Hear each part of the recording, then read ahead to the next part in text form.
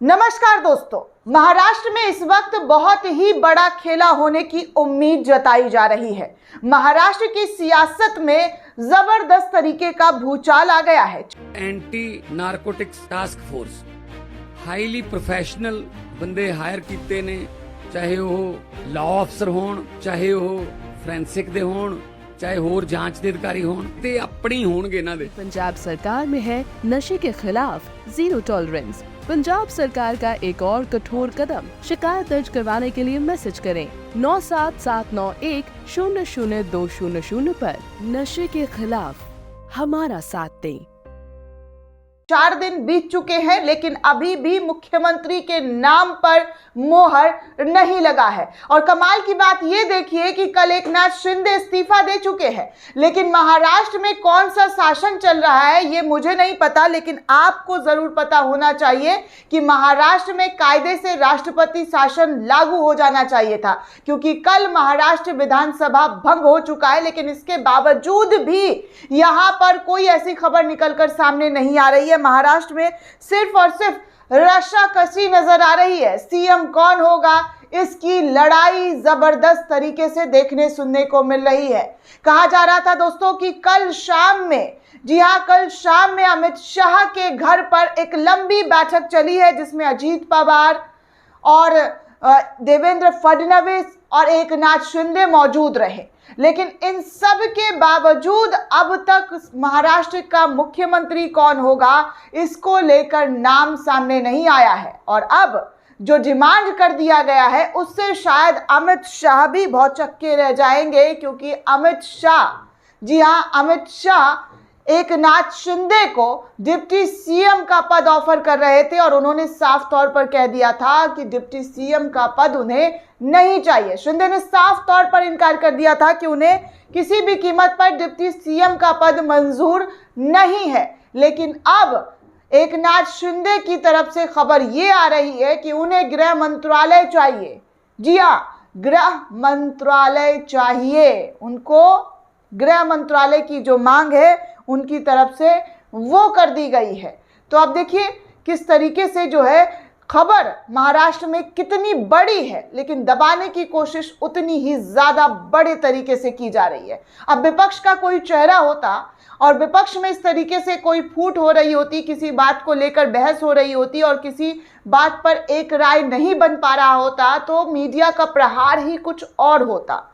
बड़े बड़े हेडलाइन बनाकर आप लोगों को दिखाया जाता कि देखिए मीडिया कैसे जो है विपक्ष एक साथ है ही नहीं, विपक्ष की एकता पर सवाल उठ जाता। लेकिन यहाँ एनडीए गठबंधन में एक मत तो छोड़िए, 4 दिन बीत गया है, एक नाम तय नहीं हो पा रहा है महाराष्ट्र का कि कौन होगा सीएम।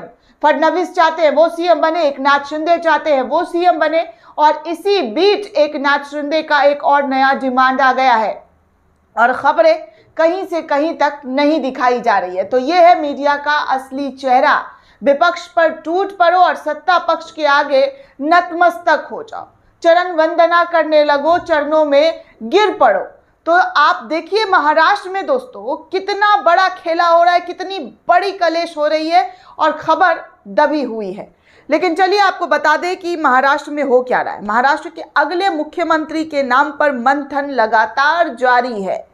इसी बीच खबरें आ रही है कि शिवसेना प्रमुख एकनाथ शिंदे ने राज्य के गृह मंत्री की मांग कर डाली है। हालांकि अब तक शिवसेना या महायुति की तरफ से आधिकारिक तौर पर कुछ भी नहीं कहा गया, लेकिन सूत्रों के हवाले से खबर आ रही है एकनाथ शिंदे महाराष्ट्र में गृह मंत्रालय की मांग कर रहे हैं।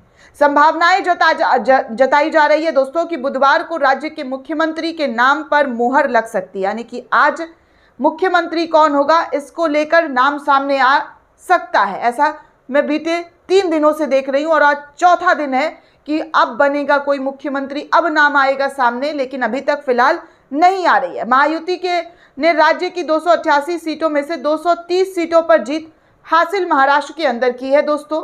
CNN न्यूज़ 18 की रिपोर्ट के हवालों से, जी हाँ, CNN न्यूज़ 18 की रिपोर्ट में सूत्रों के हवाले से बताया जा रहा है कि शिंदे ने मुख्यमंत्री नहीं बनाए जाने की स्थिति में गृह मंत्रालय की मांग रख डाली है। खबरें हैं कि बीती रात देवेंद्र फडणवीस और शिवसेना नेताओं के बीच लंबी बैठक हुई और इस बैठक में शिंदे ने ये मांग रखी है। फिलहाल रेस में शिंदे और फडणवीस का नाम लगातार सबसे आगे माना जा रहा है सीएम पद के लिए। शिंदे और फडणवीस जो हैं ये दो चेहरा महाराष्ट्र के सीएम कुर्सी के लिए सामने आ रहा है। कहा जा रहा है कि भाजपा फडणवीस के नाम पर मुहर लगा रही है, लेकिन शिंदे गुट इससे खुश नहीं है। जो एकनाथ शिंदे हैं वो अपनी नाराजगी लगातार जाहिर कर रहे हैं। प्रधानमंत्री नरेंद्र मोदी से भी मुलाकात की बात कर रहे हैं।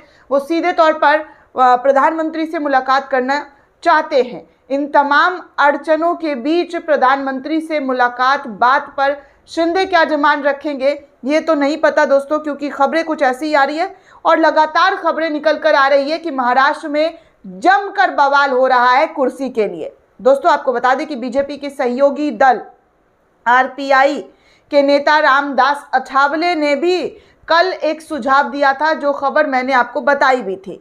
उन्होंने सुझाव दिया था कि केंद्र में एकनाथ शिंदे को लेकर जाना चाहिए। मुख्यमंत्री पद के लिए फडणवीस को समर्थन करते हुए अठावले ने कहा था कि शिंदे उप मुख्यमंत्री बन सकते हैं या फिर केंद्र में जाकर प्रधानमंत्री नरेंद्र मोदी के नेतृत्व वाले सरकार में शामिल हो सकते हैं। और केंद्र में उनको कौन सा मंत्रालय मिलेगा इस बात का तो फिलहाल जिक्र नहीं किया जा रहा है, लेकिन क्या शिंदे गृह मंत्री अमित शाह का मंत्रालय लेने की इच्छा जाहिर कर रहे हैं? क्या उनको गृह मंत्री का जो पद है वो चाहिए केंद्र में?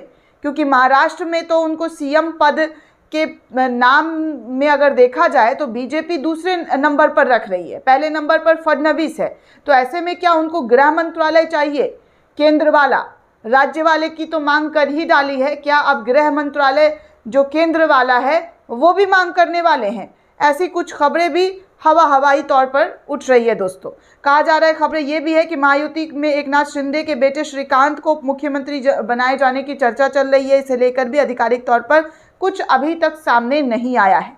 श्रीकांत कल्याण सीट से सांसद हैं। जून जुलाई 2022 में शिवसेना में टूट होने और महाविकास आघाड़ी सरकार गिरने के बाद शिंदे ने भाजपा के साथ मिलकर सरकार बनाई थी और फिर भाजपा ने उन्हें सीएम बनाया था। और अब इसी सीएम पद को लेकर उनका जो ख्वाहिश है, उनकी जो इच्छा है, वो साफ तौर पर दिखाई दे रहा है कि वो सीएम पद से नीचे कुछ मांग ही नहीं कर रहे, और मांग हो भी रहा है तो गृह मंत्रालय का हो रहा है। तो ऐसे में अमित शाह इन तमाम पचड़ों को कैसे सॉल्व करते हैं और महाराष्ट्र में कुर्सी की लड़ाई कब थमेगी और महाराष्ट्र को कौन मुख्यमंत्री मिलेगा, महाराष्ट्र की आवाम आंखें पसार कर देख रही है, इंतजार कर रही है। जिस भरोसे के साथ महाराष्ट्र की जनता ने शायद बीजेपी पर भरोसा जताया है, वो भरोसा अब तक बीजेपी जनता को जताते हुए नजर नहीं आ रही है कि हाँ भाई आपने हमें जितवा तो दिया है, तो आप जीत के बाद